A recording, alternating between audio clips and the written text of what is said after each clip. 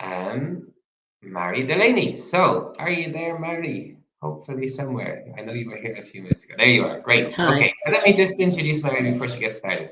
Mary is a teacher, an educational psychotherapist, a trainer and writer based in Crosshaven in Cork.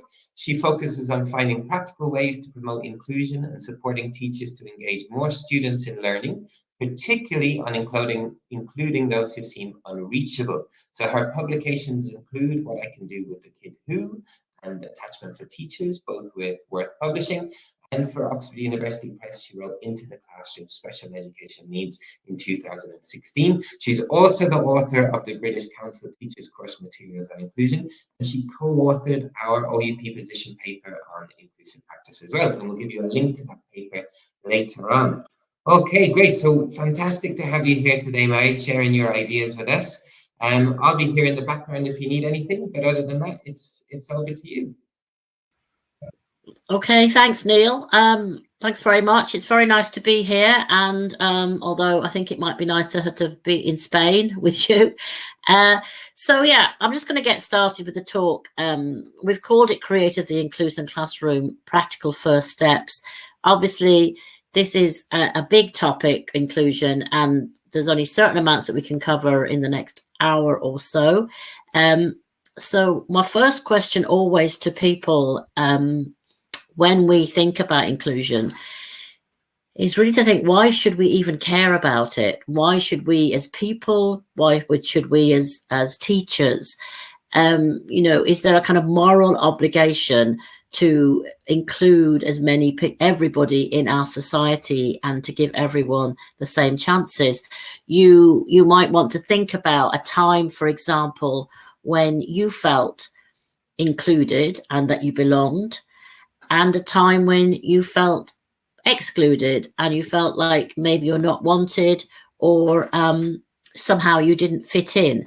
And so I guess for me, there is that moral obligation. There's also, many policies now and legal reasons why we need to try and make sure that as many children as possible are included and engaged in education.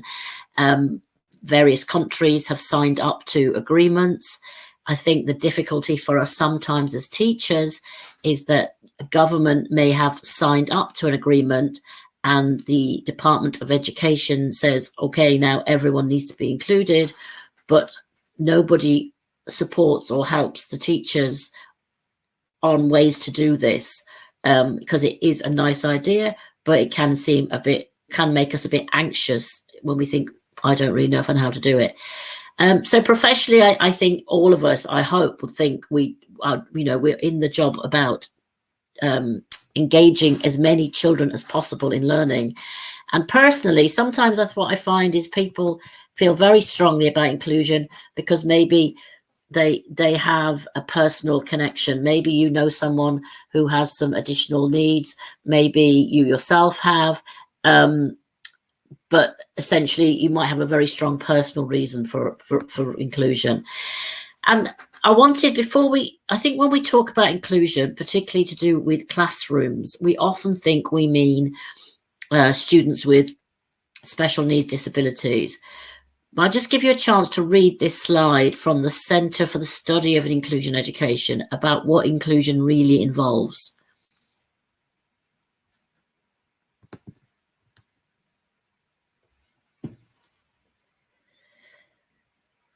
So I think that's really important to realize it's not just about learners with disability. It's also that everyone feels like they belong in a school or in a class. And that includes the adults, that includes ourselves, our colleagues, and, anybody from that community that we are working in.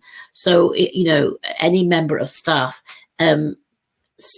So really a lot of this I'm going to talk about is how we create that ethos, that feeling, that environment where we feel connected and that we belong and are included. And also, just to talk a little bit about terminology, it can be, I think one of the difficult things now is, even having the wrong term for things because things change all the time. Still, we used to call it special educational needs, and that might cover, for example, children with what we call specific learning difficulties. such as dyslexia or dyspraxia or ADHD or speech and language or autism. Then we kind of moved to calling it additional educational needs, particularly in the UK, because people felt that the word special somehow was becoming not a negative term. Nowadays, a lot of people talk about neurodiversity, that idea that we have, maybe we just have different brains.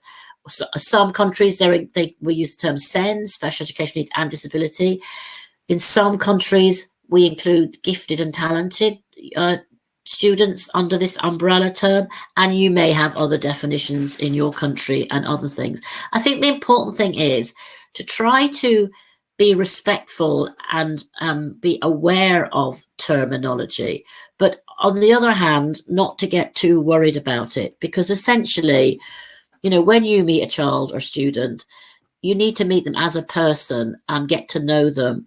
And, you might get sometimes the word wrong or think, oh dear, academically, maybe I'm calling it the wrong thing.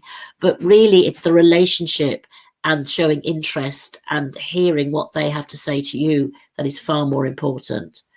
And for that reason, I'm going to ask you now, hopefully people can find the chat box and use it. I know some people already have. I'd like you to look at this picture of a young boy in a classroom and tell me, what do you think he's like? When you look at him, what do you think he's like? What do you think his personality is? What feeling do you have about him and what he might be like? Can you put some ideas in the chat box? Just the first kind of things that come to mind. I'll just give you a little time to do that.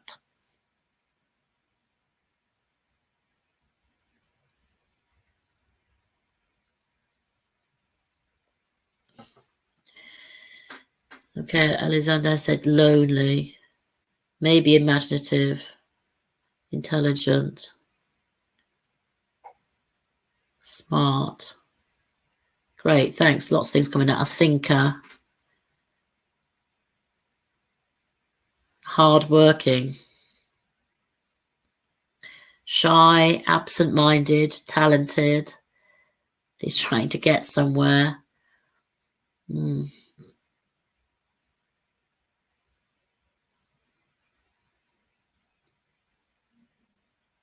Okay, we're getting lots of personality adjectives and lots of people thinking about what he might be like or what might be happening for him. As people are saying, maybe he doesn't know how to continue.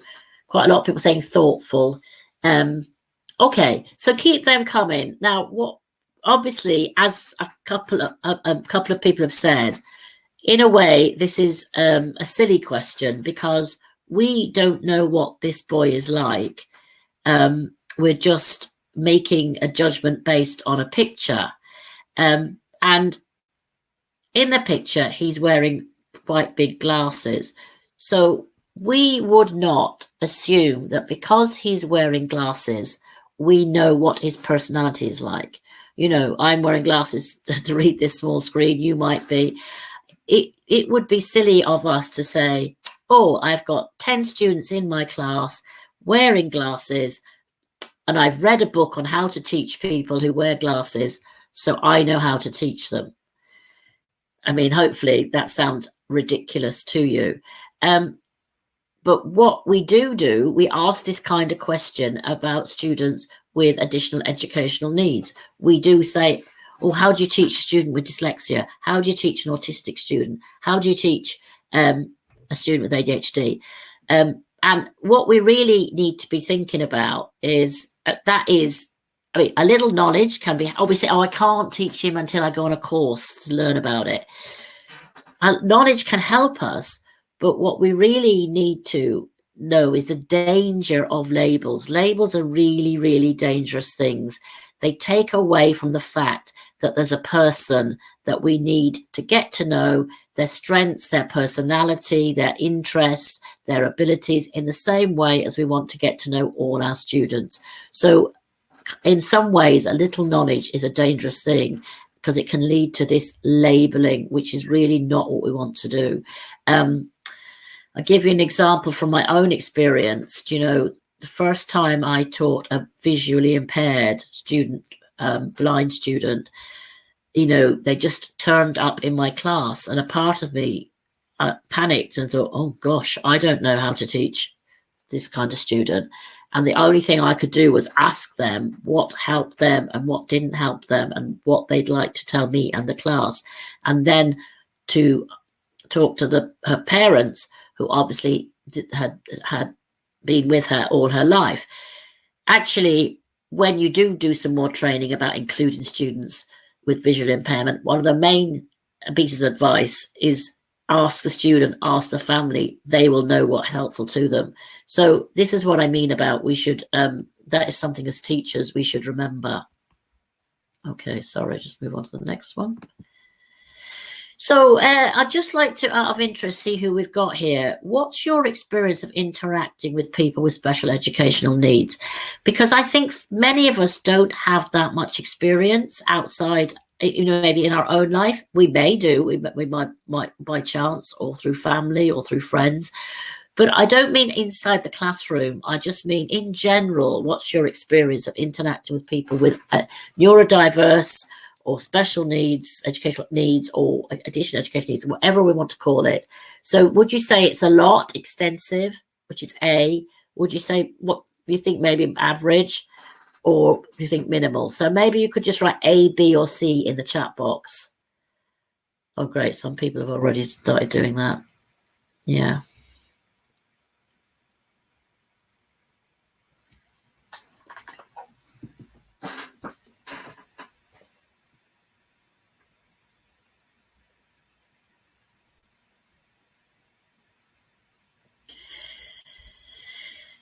Okay, so we're getting quite a lot of C, which is quite normal, I think, when I do this with a group of teachers.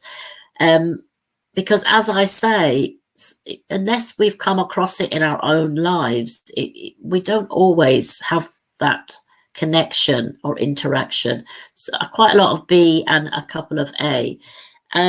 Okay, so my next question, we'll do the same thing again. So when you have to deal with or interact with people with special educational needs, do you feel confident? Not confident, but kind of okay, or unsure and a little anxious? Just on an everyday situation, what would you say, A, B, or C for question 2?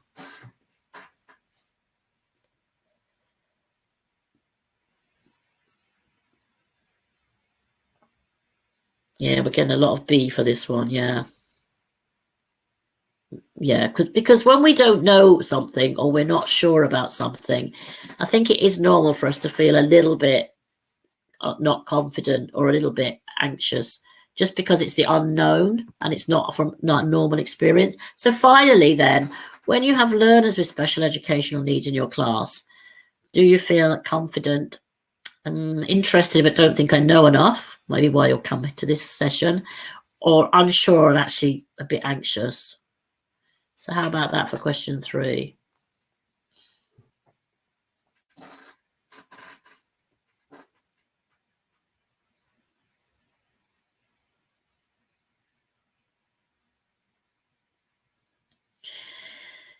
Yeah, we're getting a lot of B for this question. So I mean, in a way, not surprising as you've come here, hopefully, because you are interested.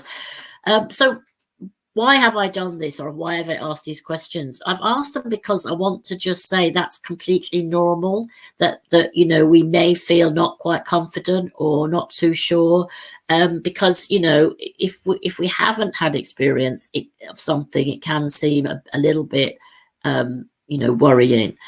So some of the things that you might have thought, heard other teachers say around these inclusion and students with additional needs, you know, you might, I'm not qualified to teach them. I don't have the knowledge, the qualifications. Okay, I'd like to do better, but I'm worried that other children's learning will suffer, or that other parents and carers will complain. And sometimes this is a comment you will hear from other parents. Or, you know, I'm already really busy and really working hard. It takes a lot of extra planning. you know, if I'm going to include these students.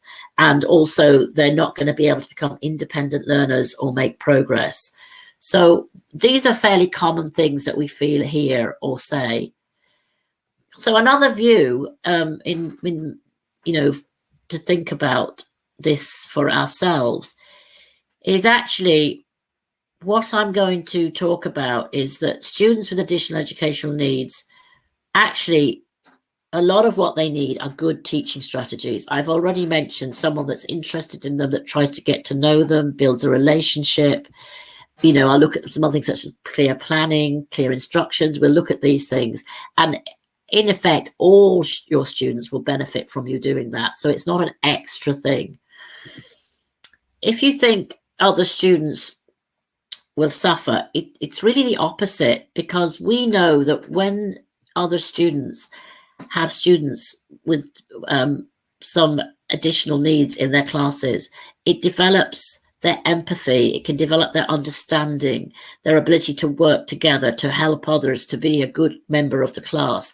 And we talk a lot now in schools about developing 21st century skills, because that's what the workplace needs, that's what the world needs. And some of these are empathy, working together, and citizenship, all of which you learn from being in an inclusive class. You may get some parents or carers who will have objections because they are worried or they have no experience themselves. So they might need reassurance, for example, that actually your child benefits and these 21st century skills are really important. But also, you know, I say to parents, if they do have this objection, one of the things I would strongly say is, I don't talk to other parents about your child, so I can't talk to you about other children, but I can assure you that your child is getting everything they need, and we can talk about that so that they're reassured that their child is valued. You may need to, it might take a bit of extra planning in the beginning, or just maybe a slightly different thinking about things, but as I said, should benefit everybody.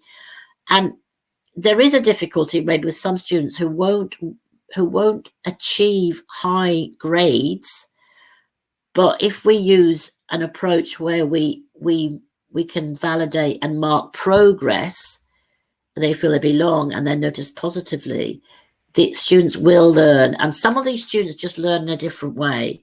So, you know, dyslexic students, for example, might quite benefit from visuals, and they can be quite creative and creative in their thinking. So it might, you know, and they might be able to show you in a role play or in a different way, not just writing what they know. So we need to think about that as well.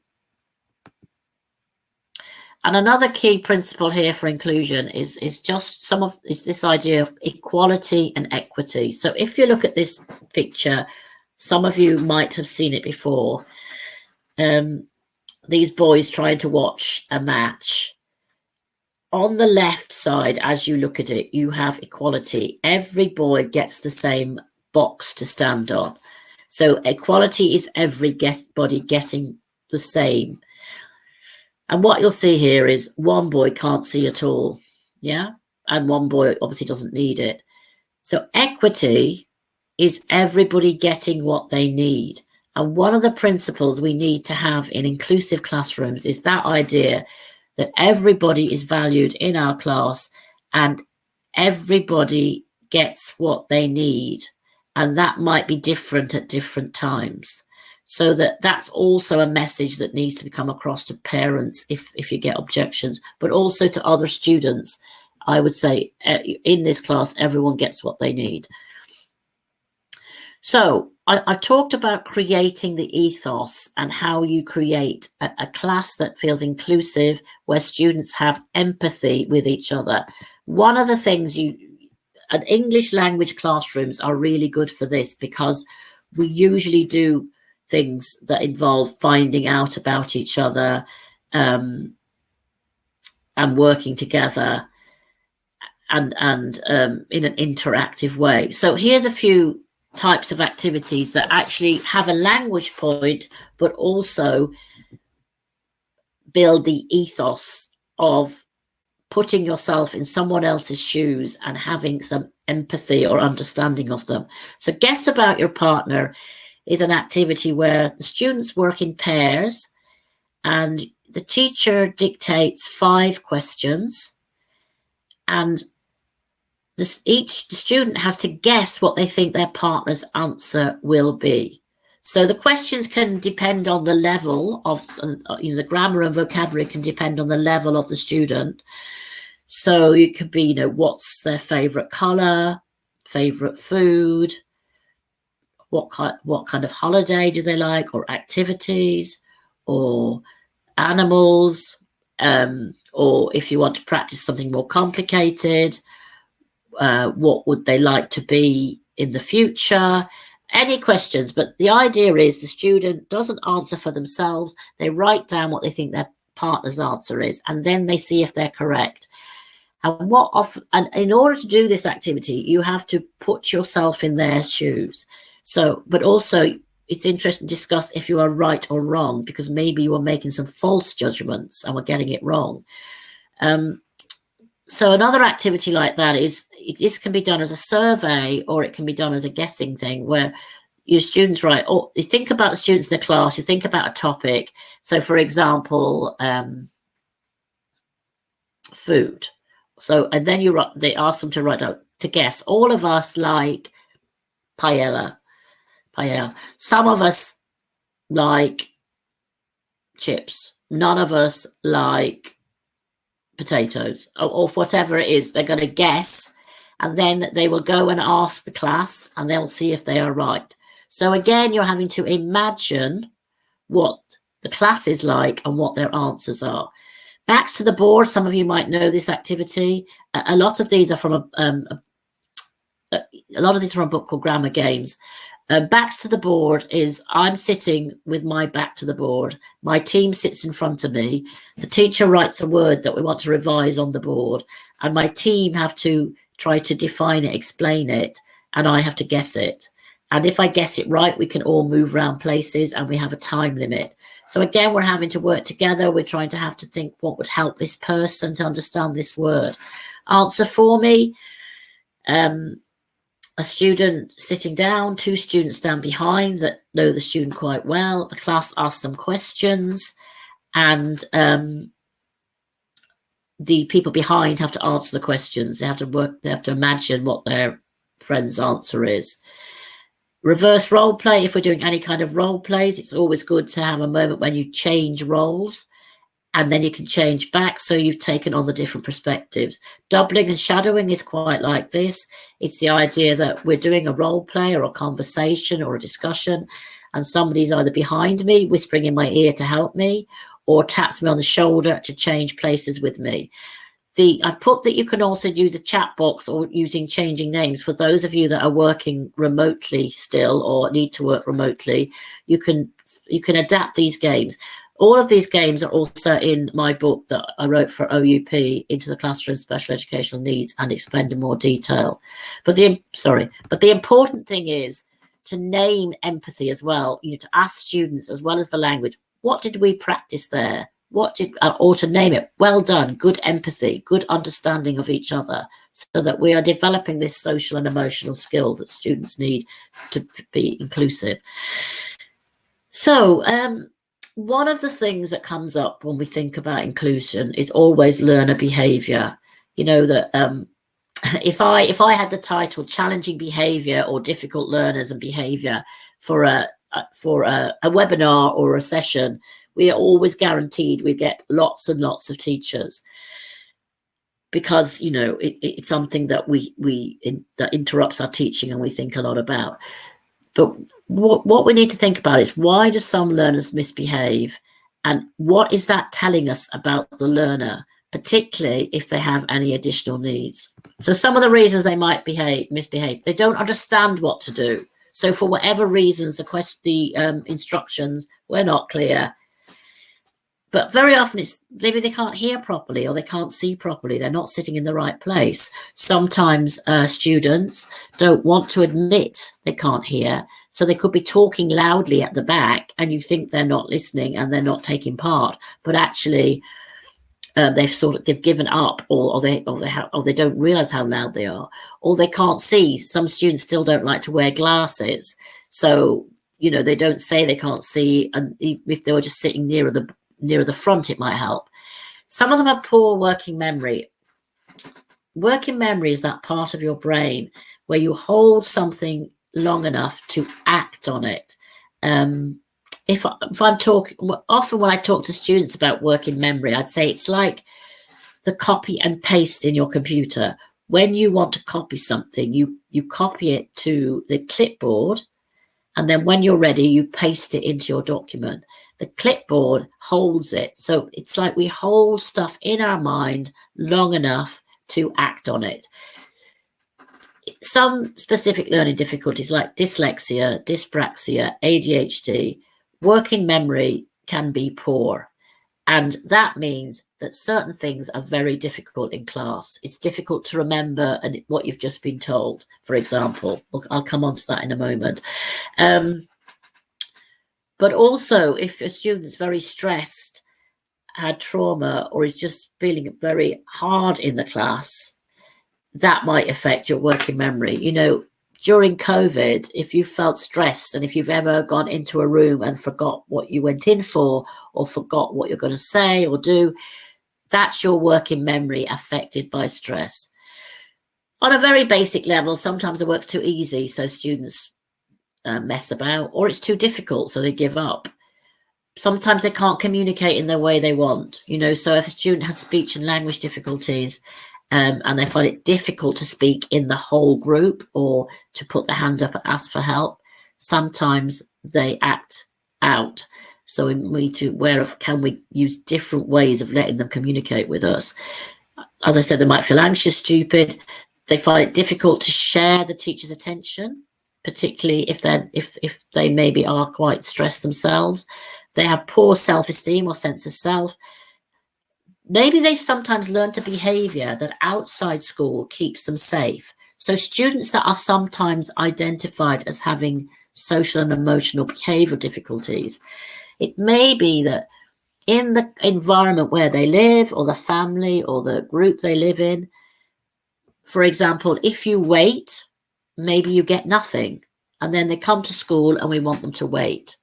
Or maybe if you don't shout loudly, people don't take notice of you. And when we come to school, we want them to be quiet and not do that. And for some, it's the only way they know. So I wanted to look at a bit more in working memory and the difficulties, particularly in relation to learning. So as I said, if you find it hard to hold stuff in your mind long enough to act on it, you will find following instructions difficult. And literally some students will say it fell out of my head. So they're not maybe just being naughty when they seem to not do what you asked. Reading comprehensions, remembering what you've just read can be very difficult. And copying from the board, if you think about it, you have to hold it in your mind long enough and then write it down. So when we think about that, we can think about how can we support that in class. And working memory, as I said, goes across quite a lot of learning difficulties, but all of these strategies will help all your students. So keep your instructions simple. Use visuals and gestures, a picture of an ear, or listen for listening. Use icons or pictures to show the order of your lesson so they know what's going to happen. Have that, on the board. Short-term targets and rewards can be easier and clearer. But also setting clear time limits. So you're giving warnings about what's going to happen. That you've probably got lots of strategies already for doing that, but 5, 4, 3, 2, 1, stop. Or, having red, orange, green, like the traffic lights. Green is, carry on working. Orange is finish what you're doing. Red is stop. But a lot of these children need brain breaks. So like mindful breathing. I'm going to ask you now, we can't see each other, but you can see me. We're just going to take a moment and do something called mindful breathing. And that's a way of, if you're stressed or anxious, just bringing you in the moment to help your brain clear so you might hear what's said to you. So just what I'd like you to do is just sit comfortably where you are with your feet on the ground and your back to the chair. And then when you're ready, just breathe in for 4 through your nose. And breathe out for 7, a long breath out through your mouth. So just have a go at that for yourself a few times. So just breathe in, and it probably will help to close your eyes or look at the floor. So just breathe in for 4. And breathe out for 7.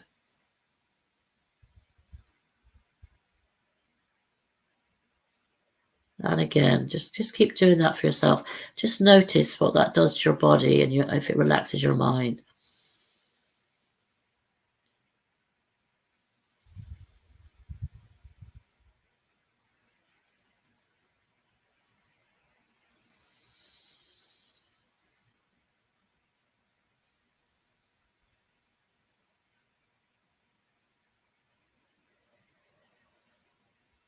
So these are the kind of things that children and students will need, particularly to help them, get their brain so that it's working and can remember stuff. So you might want to think about using online and handouts for setting homework, because the worst thing we can do is like write it quickly at the end, as we sometimes do, and then children that are struggling, haven't got it down right and then can't do it, and then it becomes stressful. And also it's really useful to maybe have self-check strategies, so that maybe students have a bookmark with a list of things in order of what they have to do, or they have like little questions saying, stop, what have I just read? And, that they to remind themselves how to do it. So what I wanted to say, we've been talking all the way through that what good teachers do that is inclusive and will work for all students, but particularly students with any additional educational needs: personalize your lessons, get to know your students, get to know their strengths. Teach in a multi-sensory way, see it, hear it, feel it, touch it, do it. Break down the task into short, manageable chunks. Recycle and review in different ways, write it, act it out, draw it, sing it, all sorts of different ways. Encourage this idea of helping each other and working together and giving people time. Have a few clear rules that are also based on the values you want in your class. A seating plan, as I said, for some students, it's really as simple as, can they see and hear? Where do they need to sit, or who do they need to sit with?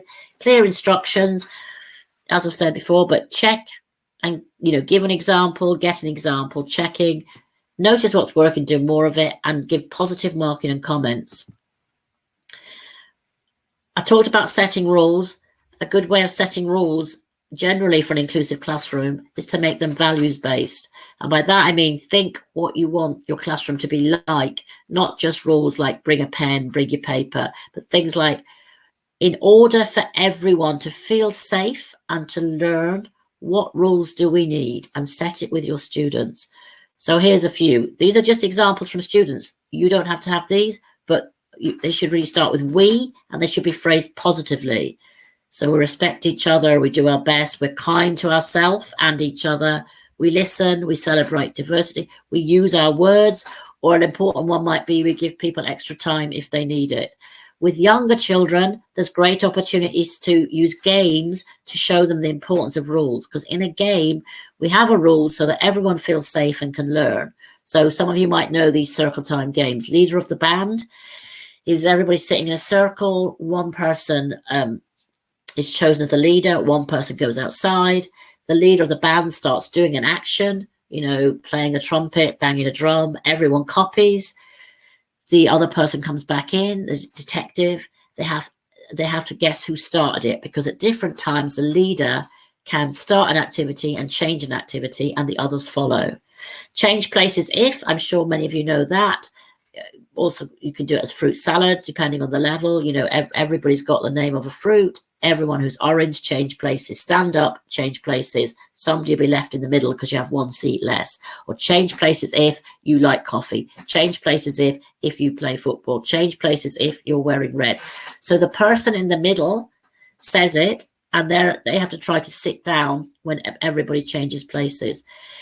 These games are good because if you make the rules like, walk and listen. And if someone breaks a rule, you stop the game and you can say, okay, what rule is being broken that's not making the game fun or safe? So we're learning about why we have rules, and we're learning to think about others. Language. As language teachers, obviously we know the importance of language, but teacher language can have a great effect on your brain. So I'm going to say the first one to you, and maybe in the chat box, you might like to say, what happens in your brain when I say to you, don't think of a blue tree? So maybe you could just take a moment and in the chat box, comment on that. What happens in your brain when I say, don't think of a blue tree?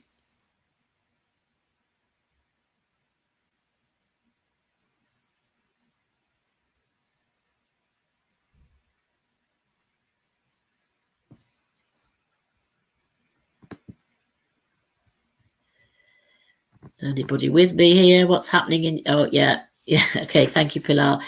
Yeah, for most of us, we do think of a blue tree because our brain will go blue tree not. So why is this important for us yes, lots of people saying I immediately thought of a blue tree. Why is this important? It's because if my working memory is impaired, or I'm under stress or feeling stupid or having problems, my brain does the natural thing, which is blue tree not. So when we give instructions, we need to tell the student what we want them to do, not what we don't want them to do. Okay? So all of these are things that teachers might say, and if your brain is already under pressure and stress, I want you to think about what happens to the brain in these comments. So if someone says to you, why did you just do that? Or you're not listening, listen. And if the teacher says, before you open your books, look at the board. Or someone says, it's not unfair. Everyone has to follow the same rules. If you don't finish that work, you won't be allowed to go to the football match. You did the first part well, but you need to redo the second part. So many of these things make you feel quite defensive. So when we think about language, and we think particularly about managing behaviour, we really need to think about what are better ways to say things that don't cause this defensiveness. So why did you just do that? Somebody's just done something, wrong. Why is most people go, I don't know, or they'll defend themselves. So it's not a very good question. A better question is, tell me about what happened, or an open question. You're not listening, listen, often makes you go, yes, I am, because what's happened there is the teacher has seen something you're doing and they've judged it.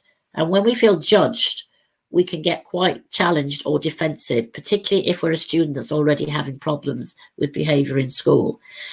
So one of the things we would say is separate out what you see from what you think it means. So, for example, when you look out the window, I think you're not listening.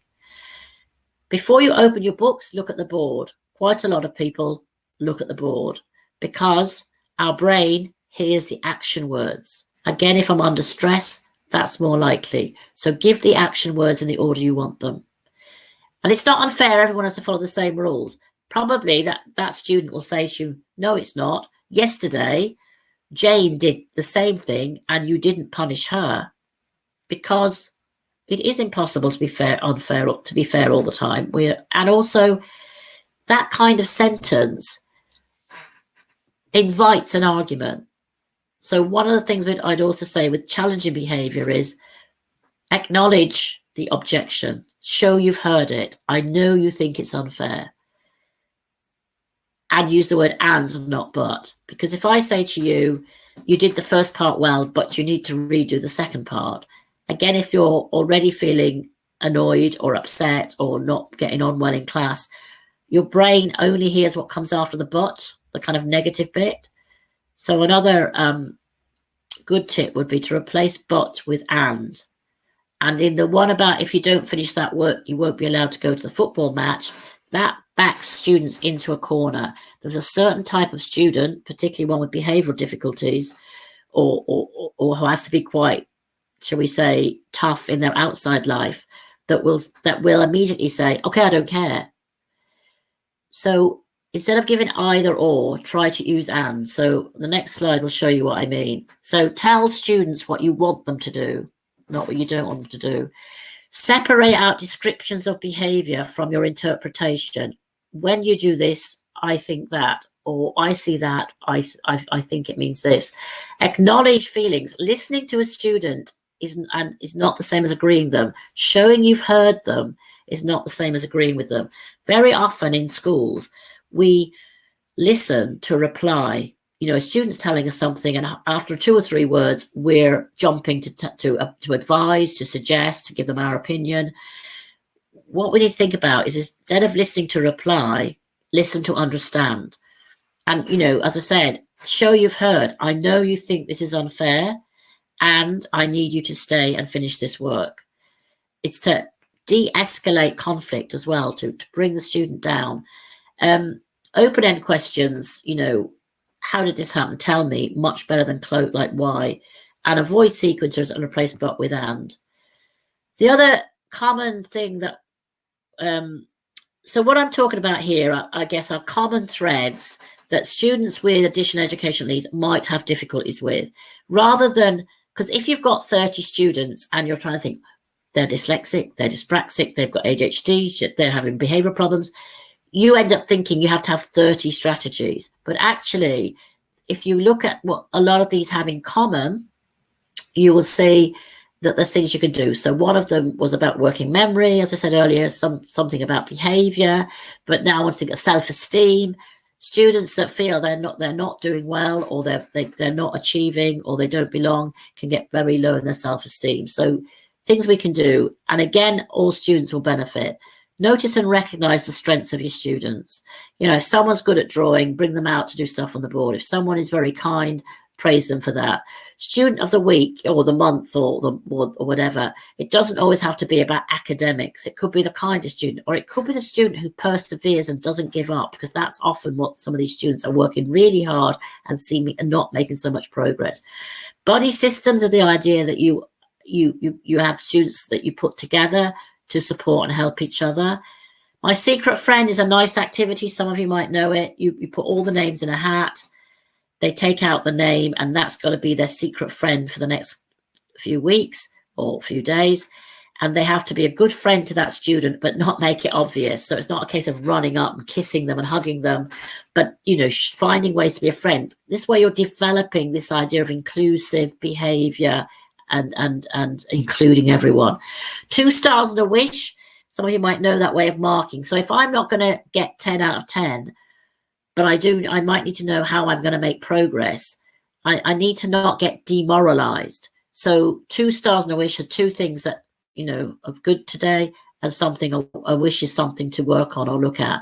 And have, as I said, inclusive class rules. In this class, we give everyone time, we help each other. Now, often when we talk about inclusion, differentiation, that idea of doing different things for different students is talked about, and often there's lots of training on it. And if you've ever been on differential training, sometimes you can come out thinking, oh my God, now I've got to do so many extra things. I don't know when I'm going to have the time, and you don't do it.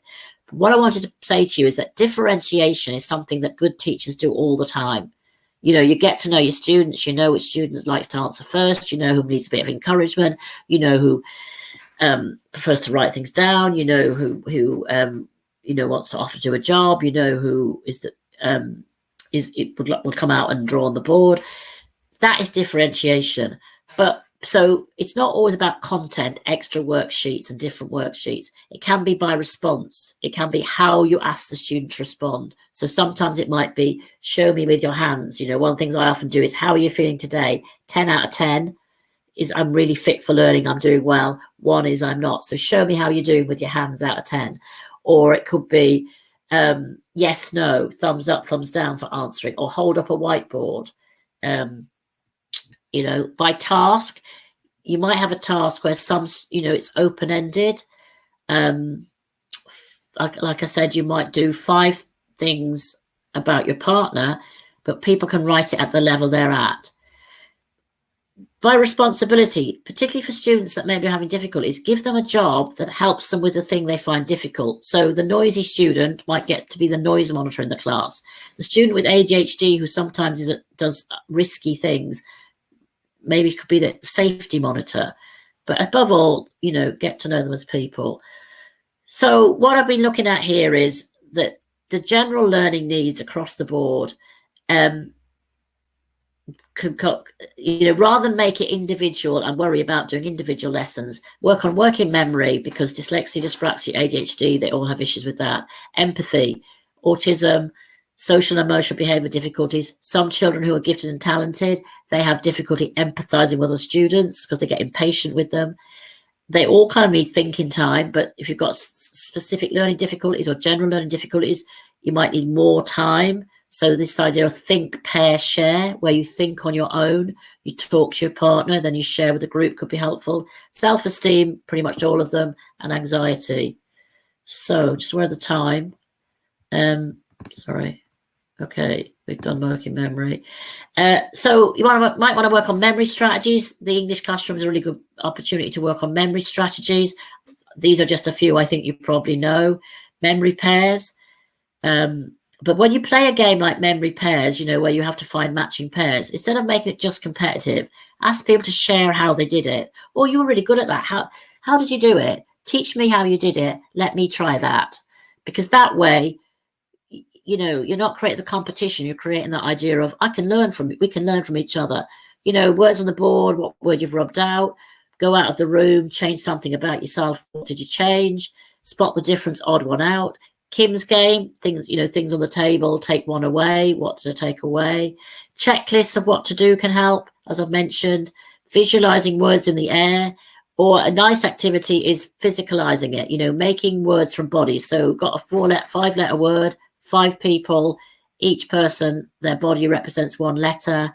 Stand in a line, the other group say what the word is, or stepping out the stress, where you can do stress of a word, elephant, or you could do elephant by stepping it out, but doing it in different ways. What I said about see it, do it. People often ask about assistive technology for students with education needs, and you can get a bit overly worried about this. The one thing I would say is ask the students what they use already, or they often have the information, but but most computers and applications have things now where they can get the words spoken, or they can if they can't see it properly, they can change the screen. So you've got screen readers like Microsoft Word Speak, color screen overlay. There's T-Bar and Edu apps is one. Changing font and size, voice recognition, mind mapping apps, online diaries or things in their phones. Quizlet, I think a lot of people know from the lockdown, COVID, but it's a way of using, again, technology. Captions, I can see someone said here, how do you put the captions on with what listening to me speak? Hopefully it made some sense. Or screenshots of things. If you can't, if you need to remember something for homework, it should be okay for them to use their phones to take a screenshot. But so we need to think a bit creatively. Working with parents and carers, I just wanted to finish with, because sometimes that we can feel like we need to collaborate with them, So use a homeschool diary for communication. Work together. Ask them what works at home. Try not to get into a kind of me, us and them situation. Focus on the learning issues, because sometimes parents feel, sometimes there's a stigma about bringing up the fact that your child might have a specific learning difficulty or an educational need. But focus on this idea of, in order for your child to learn better, I think they've got good potential. Could we talk about what would help them more? And talk about their strengths as well, because sometimes these meetings are only about the difficulties. Acknowledge their feelings, objectives, and don't diagnose. We are not psychologists, so don't say, oh, I think your child's got autism, as some teachers have been known to say. But above all, what I wanted to do was to try and take some of the fear out of this whole area, because essentially, this is a quotation that I often come back to. Maya Angelou, the American poet, I've learned that people will forget what you said, people will forget what you did, but people will never forget how you made them feel. And that's where relationship building, being interested, working with the student, working with the parents, not being afraid to say, I don't know. I think the difficulty sometimes with us as teachers is we feel you have to be the expert, or the system acts like we're the experts in everything. And for inclusion to work, we have to be prepared to collaborate and learn from other people.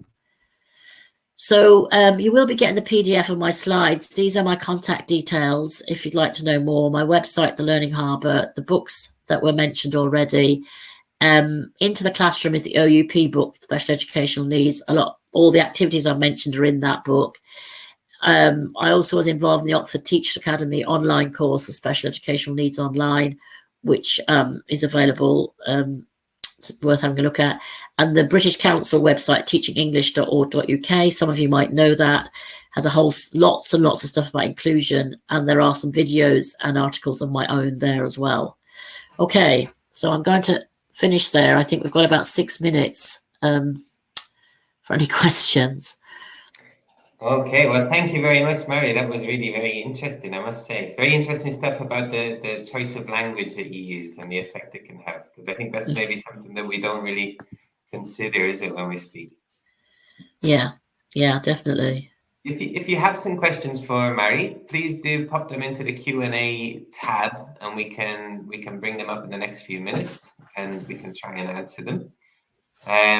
One thing I can see is just sharing some links in the chat there as well. So she's sharing the link to Into the Classroom Special Educational Needs book, and also to the OUP position paper that Mary co-authored. And as Mary said, you can get a copy of her and Beverly's presentation too. So if you go into the same thing in the kind of chat Q&A section, there's a handout tab, and you have a PDF version there.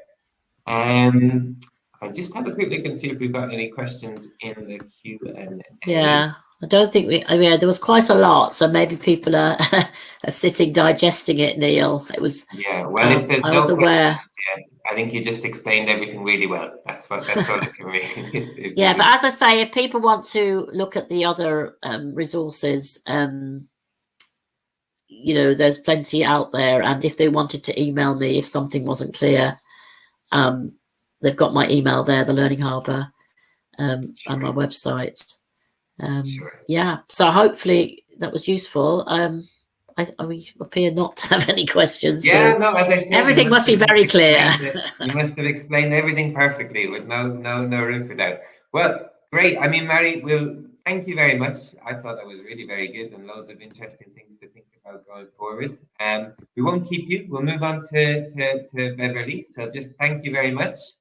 Thanks a lot. Yeah, thanks, Neil. Thanks a lot. I'll just turn myself off.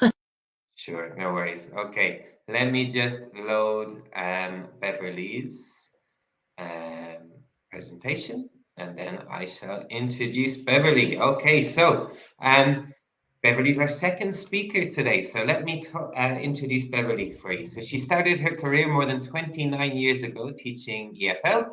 She then taught English language and literature in a British school in Madrid.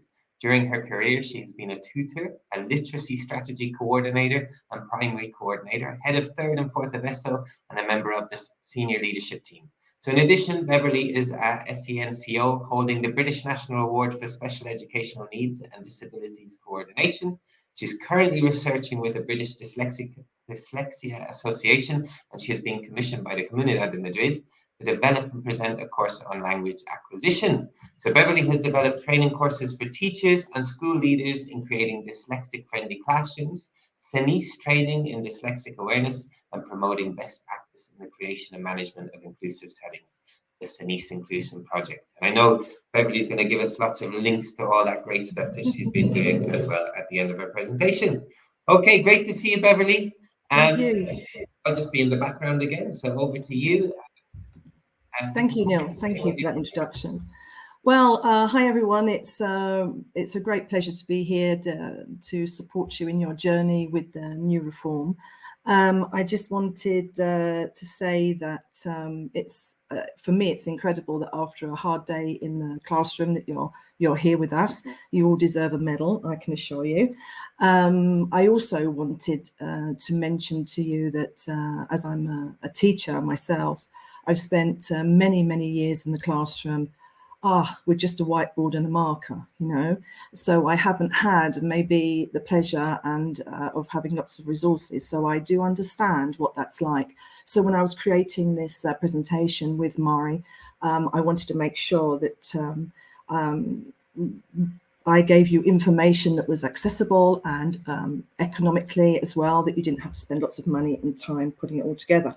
Right, during this presentation, I'm just going to ask you one thing. I'd like you to, in every slide that I show you, to just keep in mind your strategies that you're using already, your skill sets that you already have, the age group that you teach and the subject that you teach, because obviously presenting something like this is very difficult to make to cover everybody's need.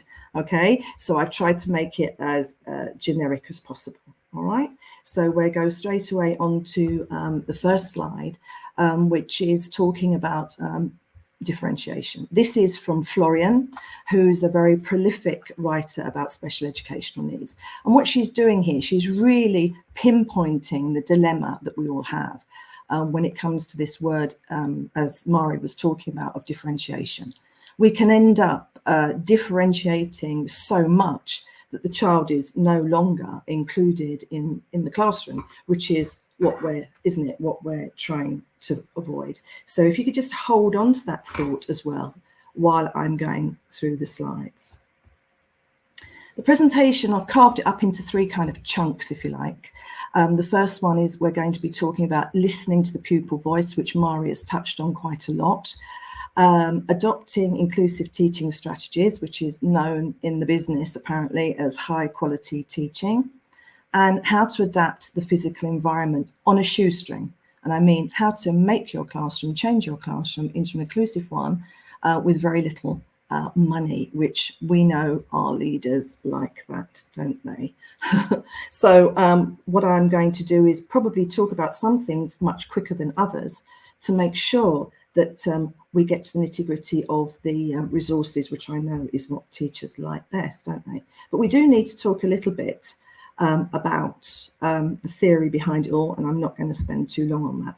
So we're going to look at this idea of personalised teaching, which is at the very heart of inclusion. So this wheel, okay, represents the 9 aspects which a school leader, a government, anybody writing policy should have in their mind when they're trying to create an inclusive classroom or build an inclusive school. And a pedagogy that has at its heart the pupil's voice is always going to be successful. Okay, so here we've got 9 aspects, and when Mari and I were talking about this project that we're doing, this presentation, we realized that there was no way that we could talk about all of these. So what I'm going to focus, and what Mari's been focusing on, is the high quality teaching, which is at the top right hand side, and on the bottom on the left hand side you can see the environment. So we cannot change, and don't want to change children, but what we can do is change the environment to help them and make them feel more included. So personalised learning puts the needs of the children first. Okay, so in characterising, as it says here, the key features of personalised learning, it's impossible to extract any aspect of this wheel, and they've very cleverly designed it in different colours of the rainbow. So because if you extract one, it will affect the next one. So that's a problem really for leaders. And this comes out, and politicians as well, Ministry of Education and so forth. So, and this has come out of extensive research that personalised learning at the heart of inclusion needs these 9 aspects in place. And as I say, we're going to be focusing on high quality teaching and the environment. So, high quality teaching, HQT. We don't need to get worried about this. When I went on my started training as a special educational needs coordinator, I immediately thought, oh well, yeah, you know, I know what high quality teaching is. I'm a high quality teacher. I know all about teaching special needs. Well, of course, I didn't. I soon learned that high quality teaching is a label. It's a name of a strategy which we can start to learn about in our journey towards becoming inclusive teachers. So there are certain methodologies and strategies that you can use, and it's not assumed that you're going to be able, probably you're, as Mari said, you're already doing a great deal of it. And it's not expected that teachers can do all of this straight away. It takes time to learn how to deliver these strategies. But the biggest take-home message of this, which was said by Jim Rose, who was leading all the reform in the UK a few years ago for inclusion, was nothing can take the place of you, you know, like the song. Yeah, nothing takes the place of you. So whatever you do is the most important thing in that child's educational life and during the day in the classroom. So probably around these students, there's loads of people. If you're in a school that has a Departamento de Orientación, you've got a logopeda, you've got a psicóloga maybe, and all these people are giving input to these children with their educational need. And what often happens, again, going back to Florian, is that they've got so much attention around them that they feel as though they're being excluded and they don't feel part of the class. So your job, my job, our job, if we are the tutor especially, or if we're teaching that child quite often during the week, is to get together with our line managers and to talk to our managers so that we can coordinate with all the people that are teaching that child. Because what often happens is you've got different pockets of teaching and learning going on, and what we need is to coordinate that together so everybody knows what's happening with that child and the input they're getting from all these different practitioners. Okay, so that is one important thing that we need to take on board. So what defines high quality teaching? As I said, you know, I always thought I was a wonderful high quality teacher. It's content knowledge. The research done by the Saturn Institute that does lots of research, international research, discovered that there was a list, a huge list of all these areas that we could use to define high quality teaching. They discovered that the top two are content knowledge, which sometimes we don't have when we first start out in our careers as teachers, but we can read and study and accumulate that. But the second point is the quality of the instruction to deliver that content. So maybe you've come across people in your career that have enormous content knowledge, but they haven't quite got the strategies to deliver all of that content in a meaningful way to as many students as possible in their class. So the researchers say that for inclusive teaching, what we need to be able to do is to deliver our content knowledge in a meaningful way to as many children as possible. Oh yeah, well that sounds really easy, doesn't it? But it's not as easy as it looks. We all know that. So we go on to the next slide, where I'm going to talk about the actual high quality teaching strategies that we can use. Okay, so here we've got some strategies here. Okay, and I'm not going to read them out because you can do that. But what I'm going to explain to you is here you've got a teacher with a globe. So she has got a physical resource. She's sitting close to her students. And what she's going to do with that resource is she's going to use it in an interactive way so that every child can access the learning. So just imagine, probably this is geography, right? I presume so. So she's holding the globe and she could say to those children, right, what is this that I'm holding? Can you remember what we were doing the other day in maths? When she says that, she's talking maybe about shape and form and sphere. So what she's doing here, she is consolidating learning from other subjects. And as Mari was talking about memory, this is creating links with other learning and helping children to remember their learning. Then she's also talking about, maybe she would say, And what do you think all the blue stuff is on this globe? So what she's doing here, she's using open questions so that there's not a right answer or a wrong answer for those children. They will all be thinking and giving their ideas to the teacher. Because our questions are open, that means that she is talking less and the children are talking more. The more children talk to you, the more they're learning. And the more they talk to one another about what you're asking them, the more they're learning. Making frequent links, as I said, to previous learning. She's brought in maths. She could also bring in art, maybe, colours. Why are some of these countries in red? Why are some of them are in yellow? Hot, cold colours. Maybe they've been studying that. And then another good thing for her that she might say is, where do you think Spain is on here? Where do you think the country that we live is on here? And then she might give the globe to the children and they will pass it round. Now you're thinking, okay, well, I don't teach geography and I don't teach that age group. You know, that's what I'd be thinking.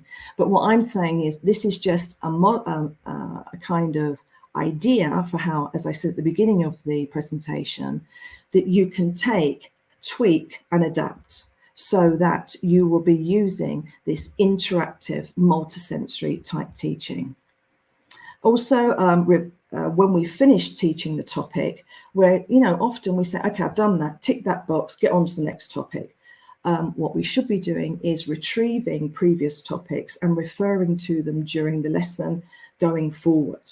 Okay, so I hope I've managed to explain to you how you could do that, okay, with a globe, but obviously with the resources that you need, that you use in your classes with your age group. Other principles are of different. So what we're doing here, as you can see, is we're differentiating our teaching. We're not having all different strategies for all different learners, as Mari was saying. We're embedding it into how we deliver our lessons. Predictability. That doesn't mean to say your lessons are going to be boring. It means whatever subject you're teaching, whatever age group you teach, present it within the context of their reality so that all children in the classroom can access it. And of course, the favorite context, of course, is using a context to deliver a new piece of material. And the context would be the school, the playground, the dining room, or maybe the gym, sports that they do, popular music, things that mean something to them. So if you're teaching a grammar strategy, you use it within a context that's familiar to those children. Break-up learning, this is another high-quality teaching strategy. That's what I'm going to be talking about later on in the presentation. Movement is really important, and Mari mentioned that too in her presentation. Using memory aids, I'm going to be talking later on about that in more detail. And modelling. Whatever you ask them to do it too, and show them how to do it. Have them sitting close to you and physically show them how to do it. And then scaffolding.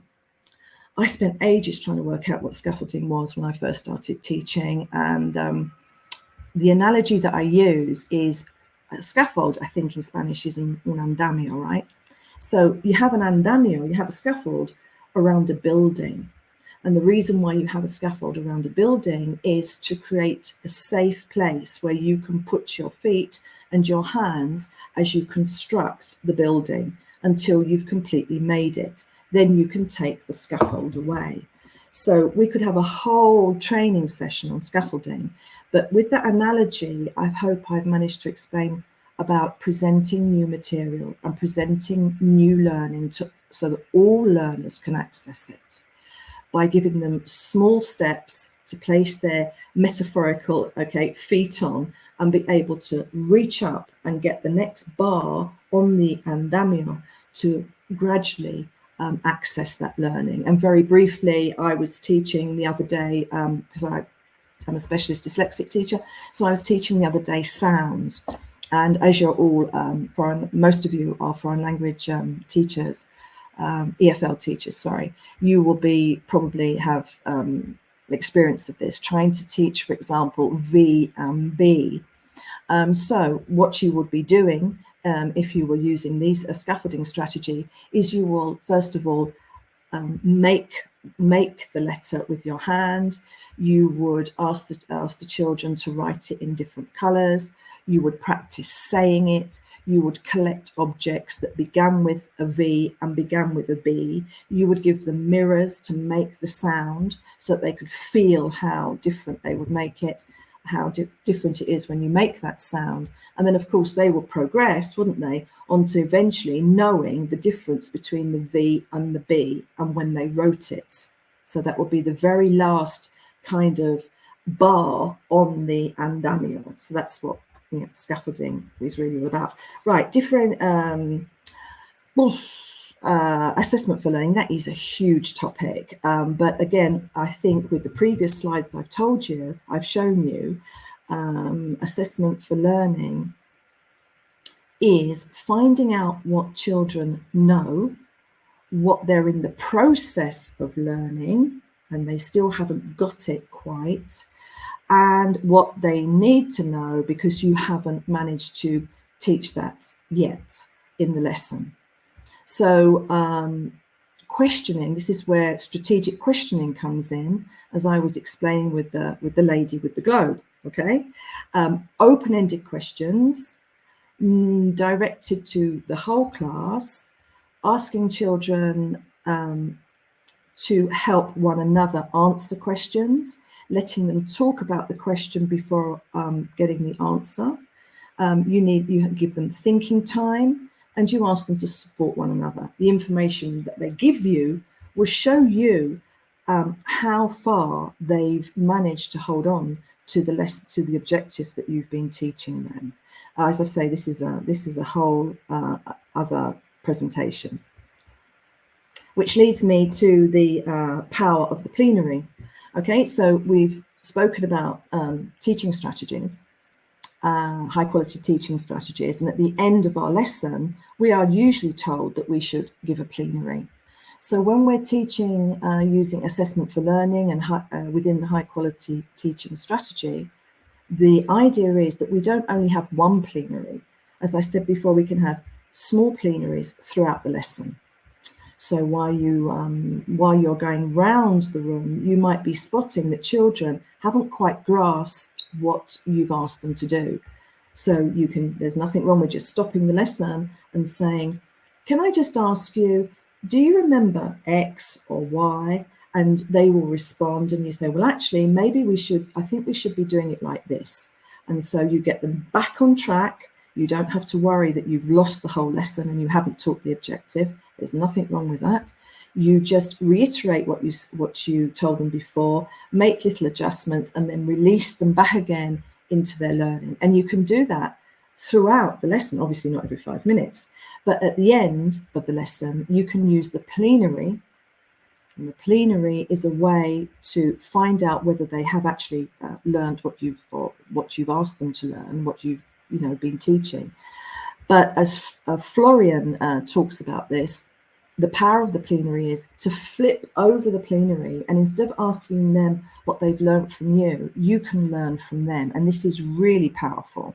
So you can say to the students, hey, in this particular picture, they're talking about butterflies. They're learning about butterflies, right? So you could talk to them and say, like, okay, so today we've been working on the life cycle of a butterfly. But what did you find really difficult about that? And give them time to raise their hand and tell you what they thought was difficult. And this will obviously come with trust. They're not going to, this is relationships that you will develop with your students. So allow them to tell you what they found difficult. Allow them to tell you what they didn't like about the lesson.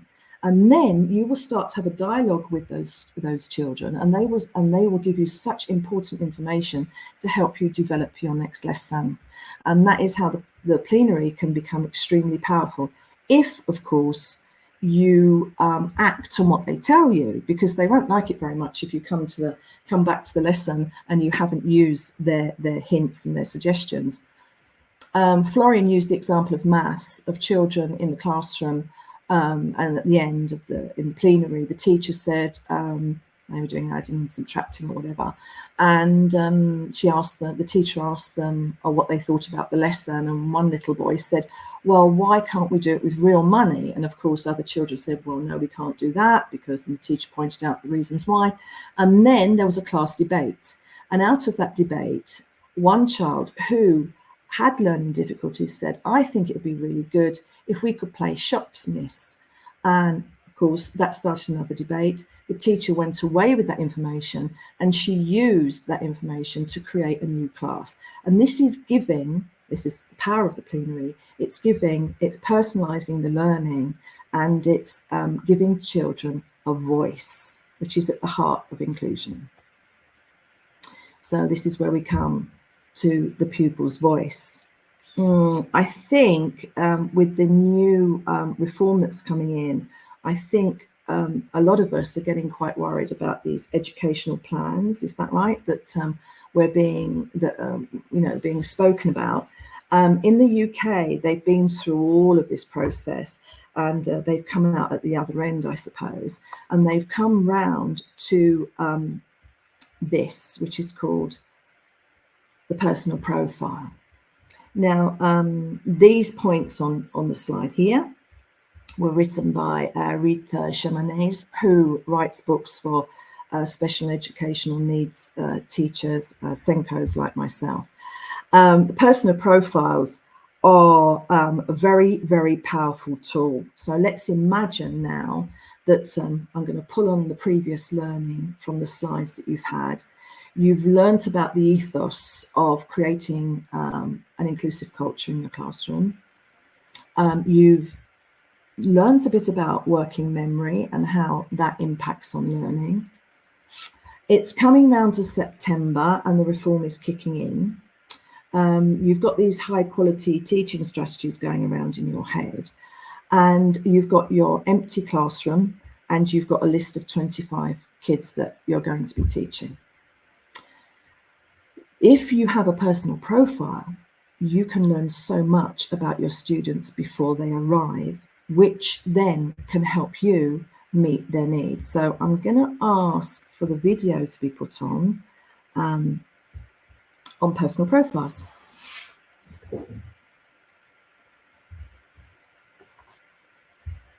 Personalisation in education is a hot topic. And in this short film, we're going to show you one simple technique that will transform your school and make parents, teachers and children's learning very specific and a wonderful enhancement to their school year. We're going to be talking about one-page profiles.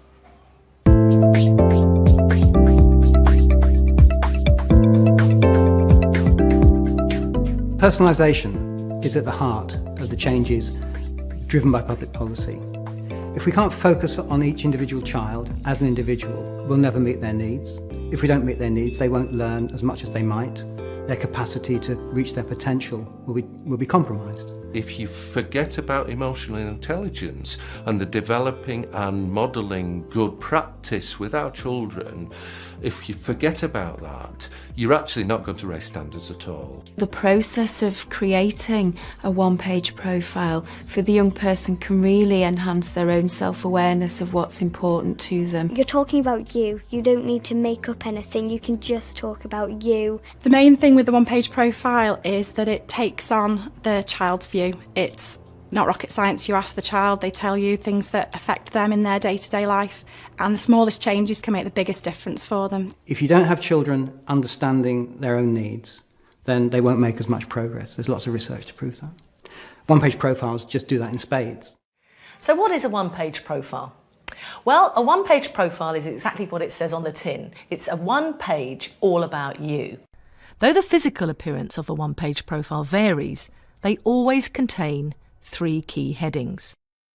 An appreciation about the person, which is gathered from friends and family, what is important to that person from their perspective, and tips on how other people can support and help them.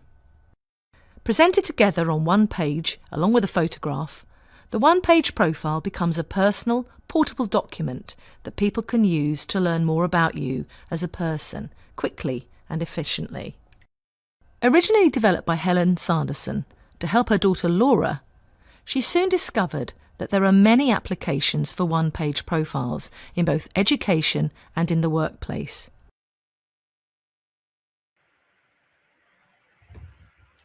Okay, am I back?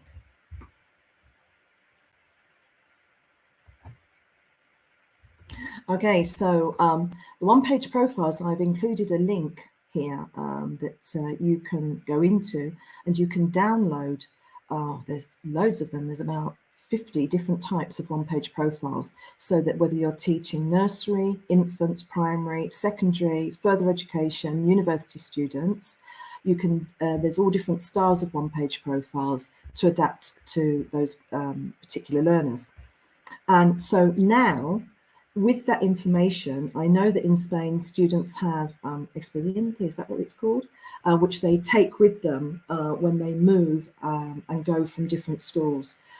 So for children with SEND, this document is obviously very important. It's got all the professionals that have contributed to it, but it's not using their voice, is it? It's everybody else's voice talking about them.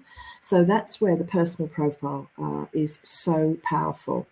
Obviously, this would have to be talked about with your leader. There's obviously protection for children, photographs, all that kind of thing, and it would have to be discussed. But if you're going to be an inclusion warrior, what I would do is I'd get on the website, print off loads of them, take them into your school and show them to your line managers and say to them, hey, what about using these?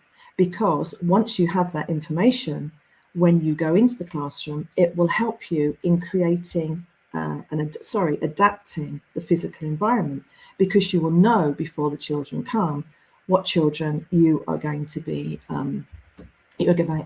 teaching. Now, originally they were only for children with SEND or additional special educational needs.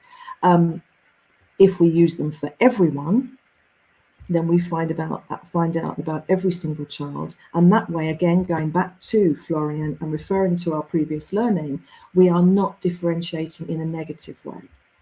Everybody could have their personal profile. So it's September, right? And we've come back to school and we've got a list of, we've got our personal profiles. We've found out about all the students that we're going to be teaching. So that means that we can arrange our classroom accordingly. As you can see on the left-hand side, we've got a very traditional classroom. So what we could immediately do, we could just with the furniture, just change the layout. So we don't need any money to do that. We can change the layout, put the tables and chairs into groups, using the personal profiles and the information that we have about the personalities and the needs of those children. We can set up a seating plan, as Mari mentioned, and we will have that information off the personal profile, and we will create working groups of children. And so that, you might not get it right first time. You might find out that what went on down on the paper doesn't actually work in reality. But you can alter the groups as you start to work with the children. Also, by having these groups, you create relationships with children outside of their friendship groups, because friendship groups can become tribal, as we've all learned. And so it's going back to this 21st century, as Mari was saying, skills of empathy and tolerance in an inclusive classroom. So once you've got your groups sorted out, because you've got your personal, your one-page profiles, then we can talk about grouping. So I think we all know about pair work, sitting children next to somebody who they can communicate well with, and that can also happen within the group because you'll have a real detailed seating plan. And we know about group work. Guided group work is where, I'm sure a lot of you are already using this, is where the teacher can go and sit at a group with the group while they're doing an activity and ask them open questions, or just observe what they're doing and allow dialogue to flow between the two of you. That way you can take your observations of what's happening, and then that is when you can see if what you've been teaching is actually is actually taking place. And that is where you can bring in your mini plenaries, right? You can go from table to table and spending time. The rainbow, sorry, I'll go to the jigsaw first. The jigsaw is how it's described there. Jigsaw is all pieces fit together. So maybe you're teaching a topic, and then with a group, you can have each group working on a different aspect of that topic. They take ownership of it. You are monitoring them as you go around, spending your 5 minutes with each table and doing your plenaries, right? And then what you can do is you can ask children on one table to go and find out more information from another table about the other part of the lesson. And so what they become is like reporters, and they bring that information back. And children of all abilities love doing this. It really empowers them.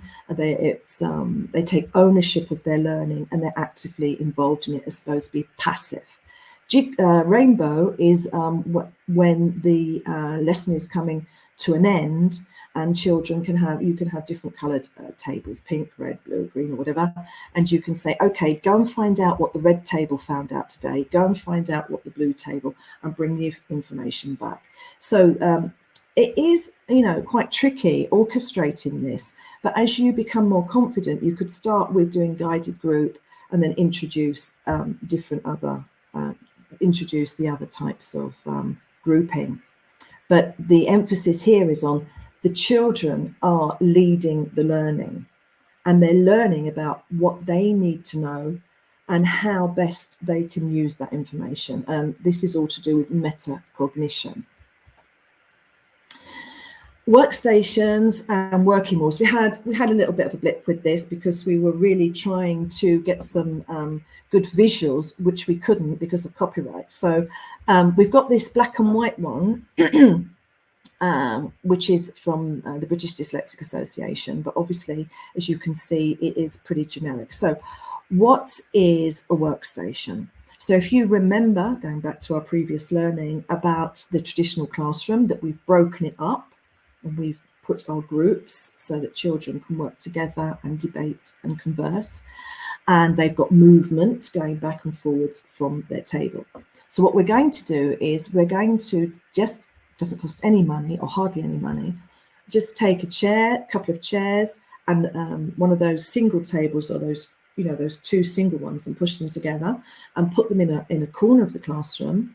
In front of the table, maybe you could put a display of editing, as this one is, editing rules for writing, spelling rules, grammar rules, punctuation, in nice colourful display.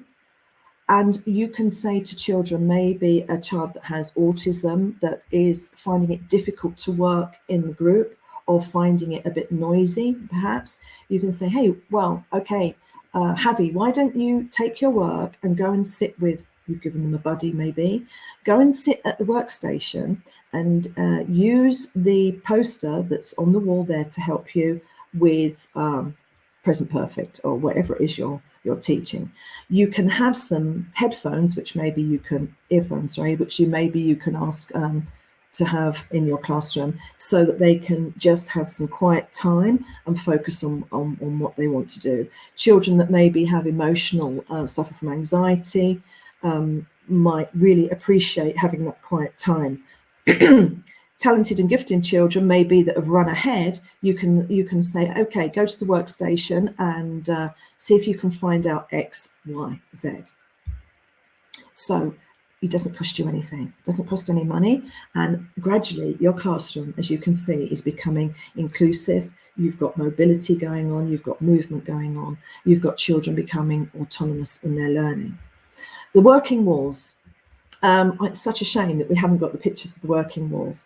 I think in English we say walls have ears, I think we do. But what you can do is make the walls in your classroom your teaching resource.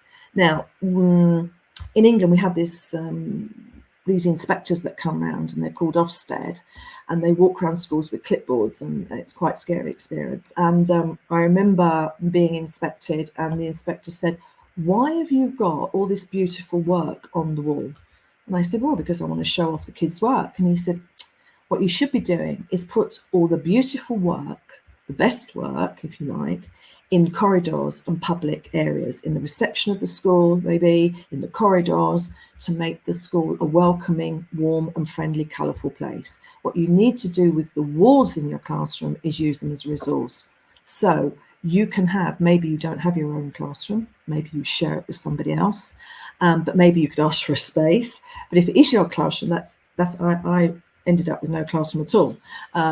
I was a visitor in classrooms, but you can take one wall and turn it into maybe a writing wall for writing narrative.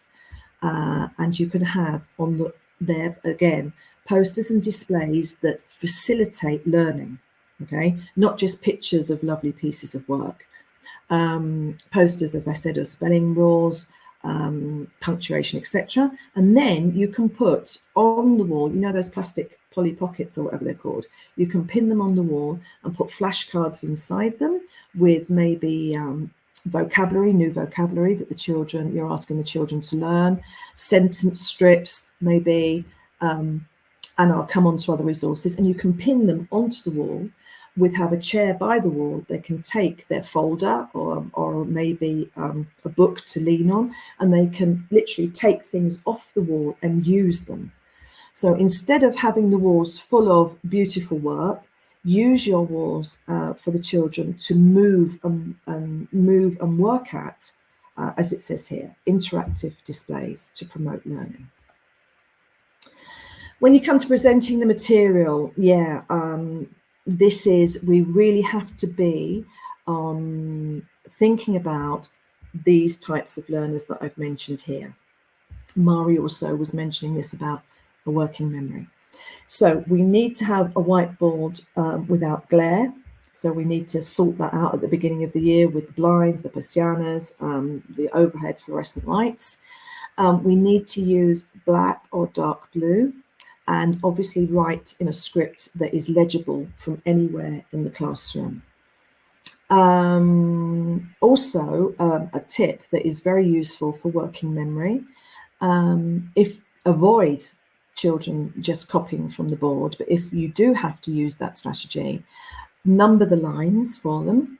And if they're very young, you can put coloured, maybe grommets, I think you call them, on the lines, so that as they look at the board and put their head down to write something, in that nanosecond, they might have lost, because the working memory can only hold something for 3, 4, 5 seconds, they might have lost it. So when they look up again, they can't find it. It takes them quite a few seconds to find it again. But if they have the number there or the coloured grommet, that will help them find it. And also you can tell them to number the lines in their book before they start.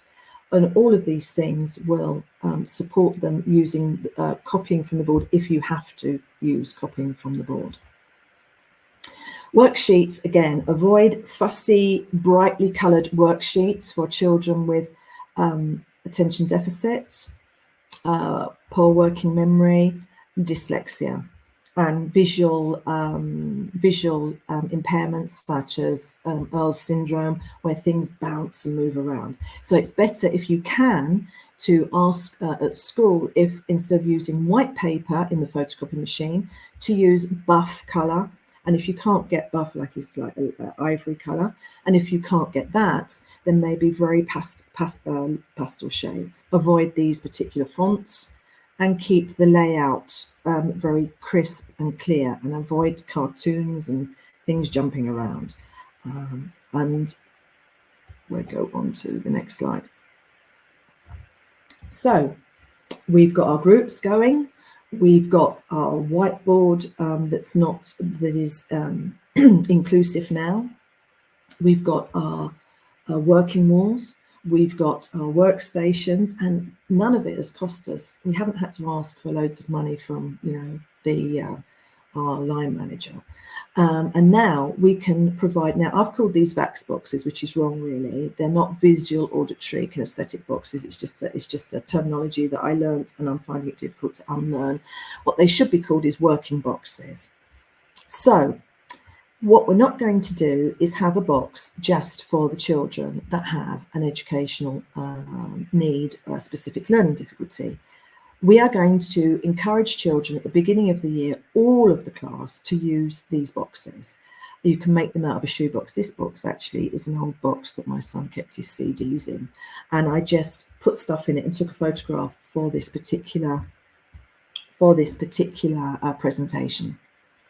So there's a list of things that you can have in the box. Okay, I don't know whether I need to show you something, and can I show you this? You might not be able to see it very well. Okay, this is a taskbar or a memory board, and all it is, it's very bland, and it's supposed to be, and all it is a piece of paper that I've made and laminated, so that you could have 25 of these. Okay, so every child could have one, even if they've got memory difficulties, working memory difficulties or not, even if they've got attention deficit or not. And here they can write, this is one from an infant school actually that a colleague gave me, and here they can write down what they need to do next. Or as you're walking around the classroom, you can see that they don't know what they need to do next, and you can write it on there for them. What happens if we only give little Javi or little Lydia one? Everybody wants to know why. And of course, we're doing negative kind of differentiation. So put that back. So those will be in the back box, and everybody can have one of those. Also, I'm going to show you, I mean, this is a line ruler. It's transparent. It's for dyslexic learners, but all children love using these. They come in all different colors. You can get them off of Amazon, and the children can use them to lay over their writing so that it keeps their place on the page. Great for people, for students with attention deficit or visual issues. Okay, so those would be in your working box. You could also have post-its that they can use to help them remember as well, coloured post-its. You would have, maybe I've got there a list of, this is from my secondary teaching, this is a list of irregular verbs that they can just access, maybe some dictionaries. For younger children, I've got some magnetic letters so that they can build their spelling words, because maybe they can't do that with a pencil. Pencil grips also would be in the box for children that have poor fine motor skills. And so these boxes, you and I know that they're really for students with an educational special need, but we encourage everybody to use them so that there is no negative differentiation going on there. Removing obstacles to learning, which is Mari was talking about assistive technology. So to lead on from what she was talking about, this is something that probably you will have to talk to your line manager. Well, no, I can't remember what it's called in Spanish now. So it's gone from my mind in Spanish. Coordinator or whatever, about using assistive technology in class. Children that have difficulties with their working memory, difficulties with speech, difficulties with expressing themselves, and you're asking them to write something, you know, that's a really tall order. But if they can talk into a dictaphone, if they can talk into a mobile phone, and there's also ones for younger children which are called talking tins, which you can look up on the internet. Children can record what they want to say, what they want to write, and then they can play it back. You can give them the headphones, and then, like magic, they will start to write sentences and paragraphs. Talking about here equity and equality, Mari was talking about that and explained that. What we should be able to do is to pre-teach. This reminds me of an anecdote. Not long ago, a colleague told me that the manager that she was working with, she went to her and said, look, I've got this particular child with this particular learning difficulty, and I want to give them extra time in an assessment. And the leader said, the manager said, Now, you can't do that because that will give them an unfair advantage over all the other students. So I'll just leave that with you, okay? So what we should be able to do is children with a specific learning difficulty or a particular need is to be able to perhaps, if we're teaching secondary, for example, give them the PowerPoint notes before the lesson so that they can look through them at home with their carer, or maybe they've got a teaching assistant that they can work with, that they can go through them, so that when they come to class, they at least are on a more of a level footing with the other students, taking screenshots as well, maybe if they have, and if they're lucky enough to have an iPad, or you've got iPads in school. So these are the areas that really need to have whole school policy. And again, if you're an inclusion warrior, you can take these to school and say, hey, I think we need to talk about this. Right, multisensory techniques and resources. This is my passion. So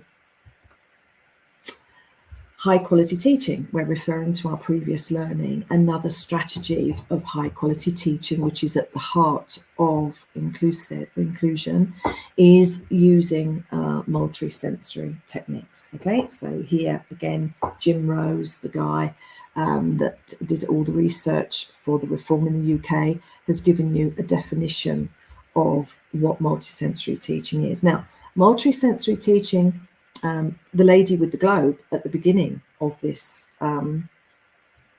presentation, that was multisensory teaching.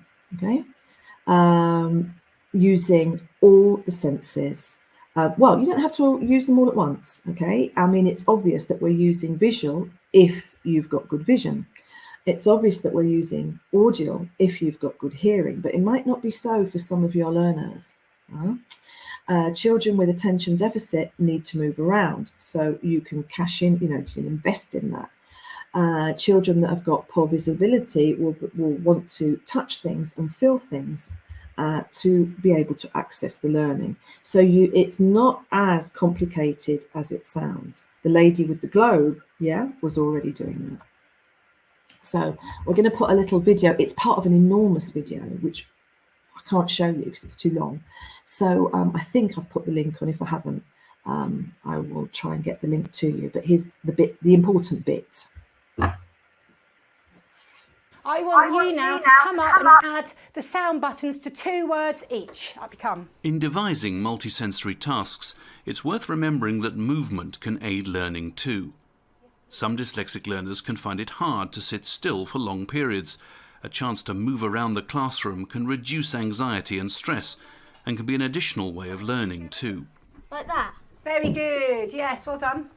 There are always movement breaks offered, and that's a really important part of what we do. And so for the phonics session that we've just delivered, for example, we had the moving up to the board and back for adding the sound buttons. We had them moving physically to do paired work and moving back again. There were opportunities for them to move up to get the whiteboards and move back to their places as well. And I think that's a really important part, just building the movement breaks for our children who find it very difficult to sit still for a long focus time. We also hand out blue tack, and we've got learning boxes in every single classroom, and the learning boxes have wobble cushions, the whiteboards, fiddle toys such as stretchy men, and again the much loved blue tack. And that's a really good method of giving them permission to fidget, because I think lots of our pupils have come to our school and they've been told off for fidgeting and not being able to sit and listen in the normal way that one might expect in mainstream. But here we give them permission to fidget, then immediately that's something they don't have to worry about. With the multisensory learning, especially with things like teaching of spellings and phonic sounds, I think it's really important that they have the opportunity to listen, they have the opportunity to write it. We do air writing and table writing. We've got sand trays and more trays full of lentils actually that they write in as well, and it's really getting them to do it in as many different ways as possible. It's all about overlearning and consolidating and making it okay for them to make mistakes, and it's fine you've not got it the first time, we'll just do it again a different way and then a different way after that. Okay, well done everybody, fantastic, clear your boards. So to recap some of the main points of multisensory teaching. Stimulate the learner with visual, auditory and kinetic tasks. Make them colourful, easy and fun. Allow movement around the classroom where possible. Let learners make and correct their own mistakes. Share ideas and best practice with colleagues.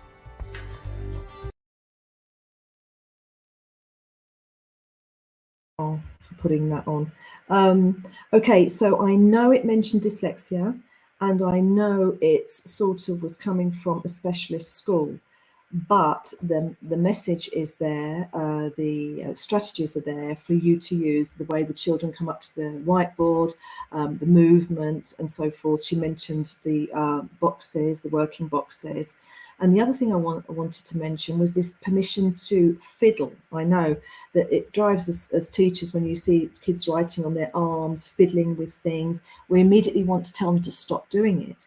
But if you give them permission to do it and give them, as the teacher said, a piece of blue tack, for example, or a piece of plasticine, and they can just hold that and fiddle with that, and you're giving them permission, as she said. So that is very important for children with, especially with attention deficit or anxiety disorders. So these are my homegrown examples of multisensory teaching. Right, so reading comprehension, writing, you can use these white material that you can buy in sheets and put it on the desks or mini whiteboards, because children that have difficulties in writing, physically writing, or children that have attention deficit and so forth, they do find it difficult coming up with a blank page. But once you give them a whiteboard, they love it because they can just wipe it off, as that little boy was doing in the video. What I've used here are sequencing tiles, and they are a resource which I don't think I put on the list actually. And these are very top quality ones. They're made of wood, I think. But you can make your own. You can, if you're working on, for example, a present simple, sequencing events, if you're working on writing short narratives, or you can take a picture, cut it up, laminate it, put them randomly on the desk. In the group, the children have to put them into a narrative order that makes sense to them, right? And then you're teaching them narrative structure, beginning, middle, and end. The concept of that is sometimes difficult for children to assimilate when they're emergent writers. And also you can start teaching the higher order reading skills of drawing conclusions, which comes first, prediction and inferring. Okay, so this little learner here, I'm sure you've spotted the spelling mistakes, but she's used, I can just about see it there, a tiny connective but, and she's written the end of the story, what she imagines could happen. And she's used a comma there, she's used her form of ellipsis, she's got some, I think she's got some capital letters. Oh no, she's not very good with her capital letters, but she wrote something, and it took me 15 hours to get her to actually write something independently without complaining. She enjoyed doing it. So sequencing tiles. Handwriting. Okay, we're not going to get into the debate about is handwriting important anymore in a digital world. Well, that is another debate. And Mari, I think, mentioned this, different mediums for teaching handwriting. So here, this is ornamental sand in a sandbox, which you could have on your workstation. Hey, I really like that, what you've written for me, but I can't really read some of those words. If I highlight those words, why don't you go to the workstation and practice them with the ornamental sand, which you can buy from a Euro shop, because if you use normal sand, it doesn't work. You can do it with salt, and a brave teacher, I'm not brave enough to do shaving foam, because I think it would turn into like kind of a fresher day at a university, I think, if you use shaving foam. But anyway, the cheapest one, of course, is writing, sky writing or air writing. Take the child's wrist or their finger and literally move it to make the letter S. Then you can put them in pairs, sit in front of their buddy, and they can practice making the shape of that particular letter in the air, as big as they like. Keyboards for children, obviously, that's another thing that you'd have to talk about with your school leaders, whether you could have keyboards. They can be bought very cheaply for children that just cannot physically write. And there are keyboards, obviously, for very small children, and there are lessons on touch typing online for children with cartoons and so forth, because it's no good asking them to use a keyboard if they're doing it with their fingers, and it takes longer than writing. Interactive spelling, I'm going to need if I can show you some of these materials. Okay, so I'm going to show you the spelling using this. Okay, I don't know if you can see it. You can make one of these. Okay, so if you get the phonics spin and spell, this is a worksheet that we used. Okay, so this is a reusable worksheet for spelling, sounds, suffixes, prefixes, plurals. And instead of just copying from the board, you can attach it to this, and the kids, well, flick it, this is quite a new one, and they can have little competitive games. They love this, especially when they're playing with, in a group. But you don't have to buy this. You could make one. I shouldn't be saying that, should I? But you can. You could make one of these, couldn't you? Yeah. So that is the spin and spell. So I go back to the main screen again, if we can. I think we're running out of time. I'll just zoom through the rest. This is this lady here, Lydia Stanton, has been a godsend to me for teaching spelling. This is her book. Okay. So she uses mnemonics, and I thought, okay, how can you use mnemonics with kids that have got poor working memory? Well, you can if they've got a cartoon. So this is an example of writing said, which is a notoriously difficult word, and her book is full of all these words. So we can use the mnemonic. Sally Ann is dancing while we are writing it in the sand. Yeah. Or rainbow writing it in different colours. And we can cut that out and stick it in our books so that we can remember the mnemonic. And if we write at the same time, we will consolidate that learning. Here I've used teaching the apostrophe, teaching the apostrophe for possession and also for connectives. Instead of just asking children to remember where to write them, they can physically make the word. So we've made it here, make the apostrophe. They can make them with plasticine or Play-Doh. They write the word in full, then they can place their plasticine apostrophe in there. And here's one. This is also from Lydia Stanton that my student learned how to write I've, using a paperclip as the apostrophe. So that's kinesthetic, tactile spelling. Multisensory teaching of grammar and reading, any sorting activity. Forget the worksheet, cut it up, use a visual, laminate it, put it on the table, sort it. Subject, object, superlatives, all that kind of thing. They are touching it, they are moving it, and that is fundamental to make those memories. High frequency words, which are very difficult they can't be sounded out. So you can see how you can put the names, the words on here. Have teams. We can roll the ball, knock down the skittles, and here I've got paper cups. The bigger the tower gets bigger and bigger every week, the more words we learn to read. If we read them all, we can knock them down. I'm going a bit fast, aren't I? I need to go quickly to finish these. So as you can see, these might be a bit more expensive. I think that cost me about 20 euros, but these are next to nothing. And you can use white cups, which are even cheaper. Bingo, you can make your own bingo and that's kids love playing bingo as a whole class, or you could have 4 groups playing bingo with different words, and then you can rotate the groups. These are teaching reading using games, beautiful trugs. Those are a bit more expensive. These are specifically for foreign language learners with reading disabilities, and those are an example of the cards, so they can play. There's all different card games they can play. And finally, hoops and bean bags. The bean bags cost next to nothing. Oh, you could even sit at home and make them on a Saturday night instead of going out, of course. And instead of filling them with lentils so that they give each other black eyes, you can fill them with polystyrene or something. You hold, the child holds the bean bag, for example, with connectives. I say cannot, throw it to the partner. They say can't. So there you see, adapt that to your age group, to your subject, and you can see how touching the beanbag will consolidate that learning. It's multisensory. Small hoops on the ground, jump on the red hoop when I say a word beginning with B, jump on the green hoop when I say a word beginning with D.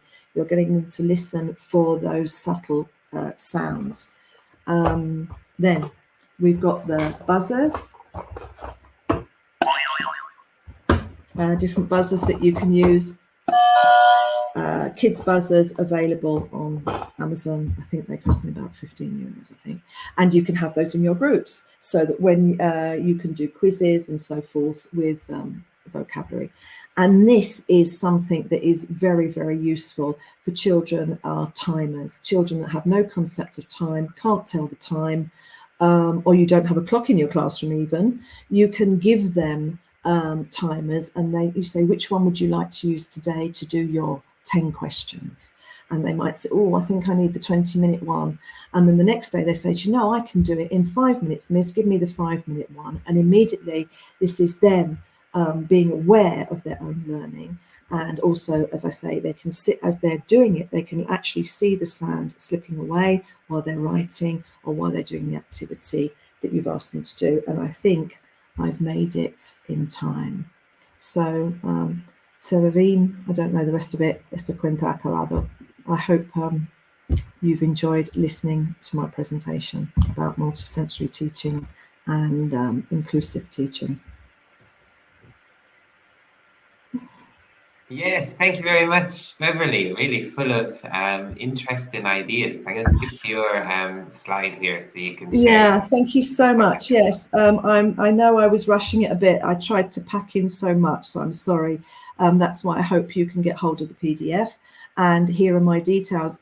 If you want to ask me any questions, you're very welcome. I won't answer them straight away, of course, but you're very welcome to email me. And these are the services that I can give to schools on, particularly on dyslexia and inclusion. Fantastic. Great. Well, look, if you have any questions for Beverly, pop them in the Q&A.